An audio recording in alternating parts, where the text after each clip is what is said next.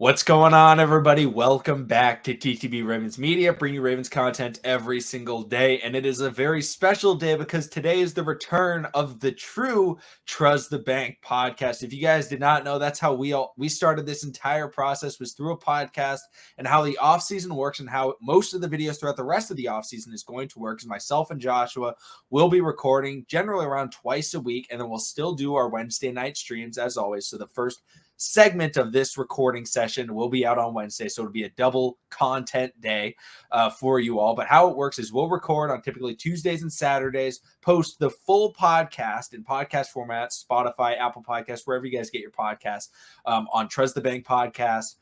You guys can listen to all the segments right away, or you can watch them on YouTube, as most of our viewers typically do, in the cutout segments every single day that we will be posting consistently. So how this will work is this is the first of typically we'll do 3 segments, but we actually have 4 segments from this recording session. So this is the first. We'll be talking about Adrian Dixon, the new Baltimore Ravens head athletic trainer. But if you want to get, a sneak peek of what the next segments are going to be in the coming days, you can check out the podcast platforms as well, or you can just stay watching on YouTube. But let's talk about it. The Baltimore Ravens, they had a significant injury problem last season.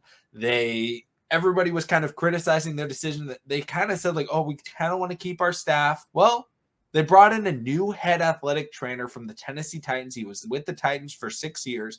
Adrian Dixon comes to Baltimore. Joshua, what are your thoughts on this new hire for the Baltimore Ravens?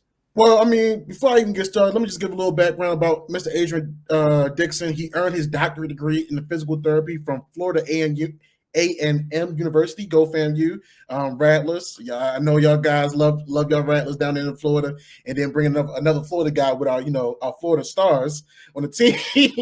you gotta keep it. You got to keep it at home. He also holds a Master's of Science degree with emphasis in sports administration, plus 2 bachelor's of science degrees in exercise science and athletic training sports medicine from Florida State University. So Dixon is pretty much a dual credential clinician. Ooh, Jesus. in physical therapy and athletic training. Additionally, he is a certified strength and conditioning specialist. Just hearing about someone's background like that is like, dang.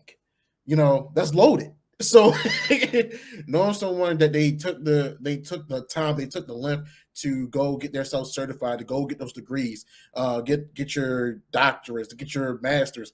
That's someone that really, respects his craft and really wants to be able to be of assistance. I believe he also was a part of some type of committee too in regards to the training society.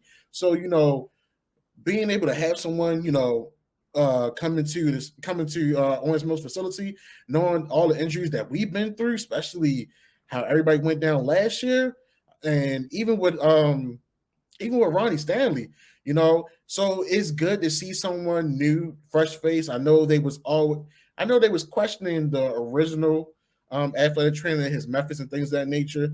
And the thing was, I believe in the most recent presser, they was going to keep him, but look what happened. We end up bringing in a new athletic trainer.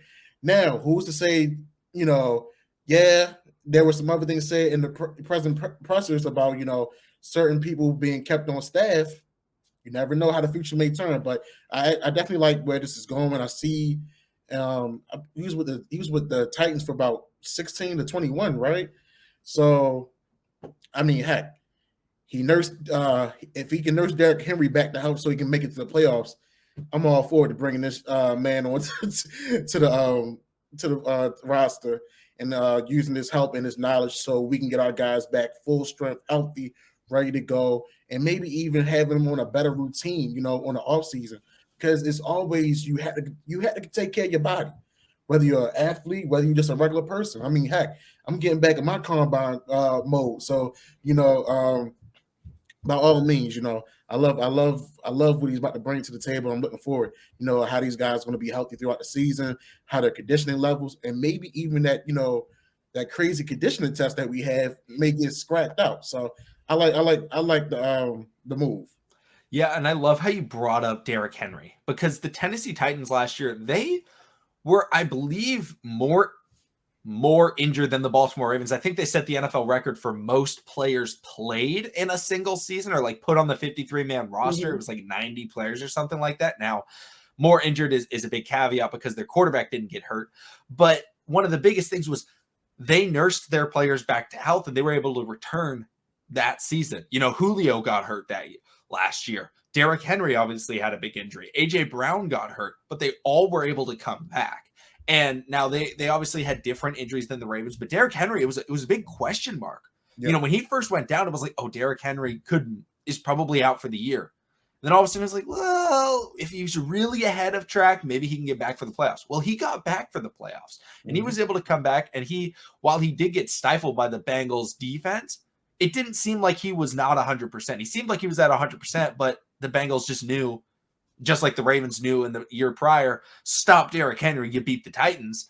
They sold out to stop Derrick Henry. It worked out for them. But the Baltimore Ravens are trying to nurse a lot of players back from injury. Lamar Jackson, Ronnie Stanley, Marcus Peters, Marlon Humphrey. There are a lot of players. And maybe the Ravens decide to bring back Deshaun Elliott. There are a lot of players coming back from injury that the Ravens are going to need to get back on track. And I think bringing in somebody new that, could just bring a fresh perspective, because, obviously most head athletic trainers in the NFL, they're going to have an idea of what they're doing. And we can't analyze and say, oh, this guy's incompetent.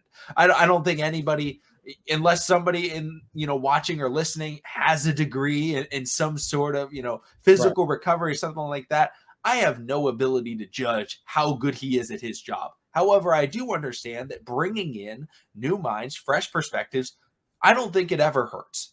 And I don't believe the Ravens are fired their old head athletic trainer. I think they're just retaining him and bringing in someone else to add into the mix. If I'm wrong on that, guys, please correct me. But from what I understand is they're going to be keeping their old staff. They're just adding to it. And adding to your staff, I think, is always a good thing, especially when it comes to doctors and trying to get the right physical, therapy and physical recovery methods, for your entire team. So I think it's a great move, and I don't think it's an overly surprising move, but I do like how you brought up, Joshua, how, Eric DeCosta said a lot of things about, oh yeah, we're all set. And then already he's brought in somebody new. So I'm not trying to say that this is Greg Roman related or John Harbaugh related. I think this is just something about Eric DeCosta where he's always trying to get people to not focus on something.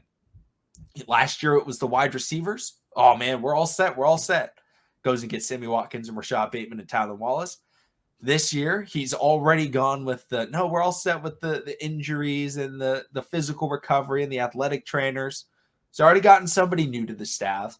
Now, that could mean something for the wide receiver core. That could mean something for, whatever position he decides he wants to change, or whatever coaching or management decisions he makes. He may be trying to steer us in the wrong direction. The old Eric DeCosta move. But, is there anything else that you want to talk about with Adrian Dixon? I mean, it's not a coaching hire or a staff hire that we can analyze a whole lot, but it's just something to talk about kind of briefly. Do you have anything else to add? Not too much. I mean, like you say, because I'm not studying physical therapy. McConnell, I don't think you're studying finance, right? So yeah, I'm studying business. So so that's not our field of expertise. But I mean, I would just say this. I know how working with certain different trainers here in Baltimore, Maryland. I know how some guys, work and how they do certain things to build those muscles that may have been hurt, stuff like that, especially like, lower backs, ACLs, all that stuff. And it's all about, a strong team, and also that injured player. You got to have the mindset and determination to get back to 100%. I mean, we forgot JK and Gus, but JK had an ACL tear before. I believe that was back in high school. So, this is nothing new to him. So, we're getting someone in new, especially with someone as determined as a J.K. Dobbins and everybody else around, the facility, hashtag revenge tour 2022. Looking forward to seeing how this team, works together in order to get all these guys to full strength and ready and have them in playing mode. Absolutely. I think that's a good spot to wrap up this first segment. Now